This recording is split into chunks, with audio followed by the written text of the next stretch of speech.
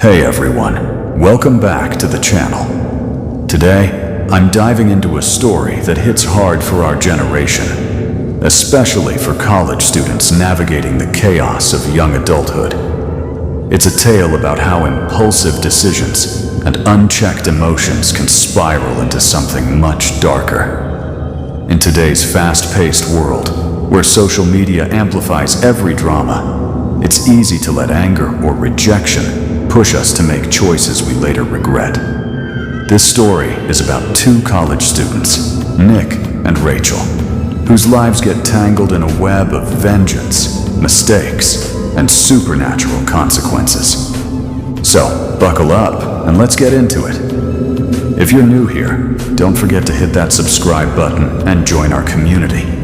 We've got exclusive, spine-chilling stories for our members. Dark, gripping tales you won't find anywhere else. Trust me, our membership is super affordable, and you'll get access to some next-level content. Alright, let's dive into today's story. Meet Nick, a college freshman and the only son in a family with 4 older sisters. Growing up in a small town, Nick was the apple of his parents' eye. They spoiled him, giving in to his every whim, whether it was the latest sneakers or skipping chores. This made Nick a bit entitled, and that attitude followed him to college at a big state university. On campus, he was known for his confidence, but it bordered on arrogance. He was used to getting what he wanted, until he met Riley. Riley was a popular, outgoing sophomore who caught Nick's eye during a campus event. She was charming, confident, and had a knack for getting people to do what she wanted. Nick was smitten and started hanging around her, helping with small favors, like grabbing her coffee or helping with assignments. Deep down, he thought Riley was into him too. After weeks of building up his courage, Nick finally confessed his feelings to her one day outside the student union. But Riley shut him down cold, saying, "Nick, you're a good friend, but that's it. I'm not looking for anything more." Nick was crushed. For the first time, he didn't get what he wanted, and it stung. His bruised ego turned into anger, and he couldn't let it go. Meanwhile, another student, Rachel, had been quietly crushing on Nick. Rachel was the opposite of Riley, studious, reserved, and a little awkward with her thick glasses and shy demeanor. She saw Nick's rejection and thought it was her chance to connect with him. One day, she approached him in the library and confessed her feelings. But Nick, still reeling from Riley's rejection, lashed out. "You? Seriously? Look in the mirror, Rachel. Why would I go for you?" His words cut deep, and Rachel left in tears, humiliated. Nick's obsession with Riley only grew. He started showering her with gifts, expensive hoodies, concert tickets, hoping to win her over. But Riley wasn't interested. She was already dating someone else, a guy named Sam. When Nick saw them together, laughing and leaving campus on Sam's motorcycle, his anger boiled over. One night, outside a frat party, Nick confronted Sam and got into a physical fight. He thought roughing Sam up would scare him off, but instead, Sam reported him to campus security. Nick's parents had to pull strings to keep him from getting expelled, but the incident left him humiliated. Riley, furious, confronted him in front of their classmates. "Who do you think you are, Nick? Stay away from me, or I'll make sure you're kicked out for good." Nick's reputation took a hit, and he became the butt of campus jokes. His anger turned into a dangerous fixation on getting back at Riley. One day, walking home from class, he stumbled across a strange scene near an abandoned lot. A group of people was restraining a man who was acting erratic, muttering to himself and laughing wildly. Nick overheard someone whisper, "He's possessed or something. It's like he's not himself." Intrigued, Nick went home and started researching online. He found forums about the occult, claiming spirits could be summoned and controlled to do your bidding. The idea of using a supernatural force to get revenge on Riley consumed him. Nick found an old ritual that required chanting in an abandoned place under a new moon. He chose an old, boarded-up house near campus, rumored to be haunted. For 3 new moons, he snuck out at night, setting up candles, incense, and other items he read about online. Each time, he chanted strange words, hoping to summon a spirit. On the 3rd night, something happened. The air grew heavy, and Nick felt a presence. A chilling voice whispered in his ear, "You called me. I'm here. What do you want?" Nick's heart raced, but he was thrilled. He'd done it. He'd summoned a spirit, and now he could use it to get back at Riley. The next day at college, Nick saw Riley in the cafeteria. Smirking, he muttered under his breath, "Show her who's boss."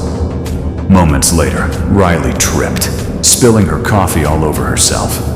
The cafeteria erupted in laughter, and Nick felt a rush of power. That night, he spoke to the spirit again, asking it to haunt Riley's dreams. The next morning, Riley showed up to class looking shaken, with dark circles under her eyes. She confided in a friend that she'd had nightmares about a terrifying figure chasing her through the campus. Nick overheard and couldn't hide his grin. "Thanks, friend," he whispered to the spirit. But the spirit wasn't just a tool. It had its own agenda. It started whispering to Nick, "I'm your friend now. I'll never leave you." Nick didn't think much of it at first, but the spirit's presence grew stronger.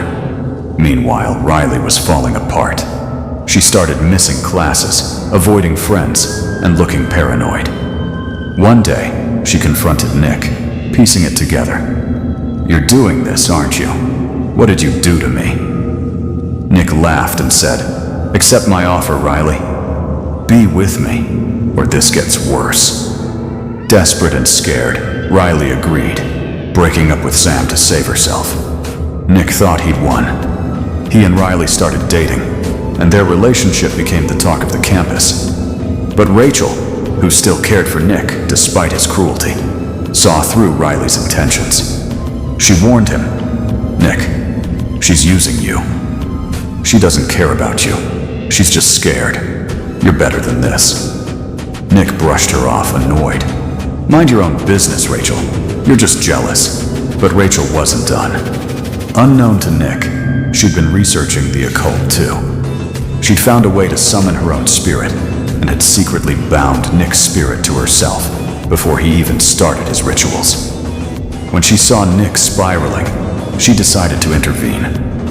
One night, she commanded the spirit to stop obeying Nick and to scare Riley into leaving him.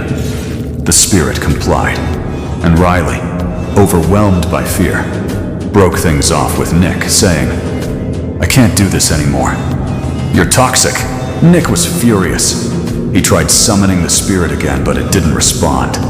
Rachel confronted him, admitting she'd taken control of the spirit. "I did it to save you, Nick. You were losing yourself to revenge." Nick, humiliated and alone, realized how far he'd fallen. He'd hurt Rachel, the one person who genuinely cared for him, and lost everything in his pursuit of Riley. In a moment of clarity, Nick apologized to Rachel. "I was wrong. You were the only one who saw me for me." Rachel, still hurt but forgiving, agreed to give him a chance, not as a couple, but as friends. Over time, Nick worked to rebuild himself, focusing on his studies and letting go of his entitlement. Rachel helped him, and their friendship grew into something real. But the spirit wasn't gone. One night, as Nick slept, he woke to a cold breath on his face. A shadowy figure loomed over him, whispering, "You can't escape me, Nick." Panicked, he ran to his parents, who thought he was just grieving Rachel's kindness. But Nick knew the truth. The spirit was still out there, watching.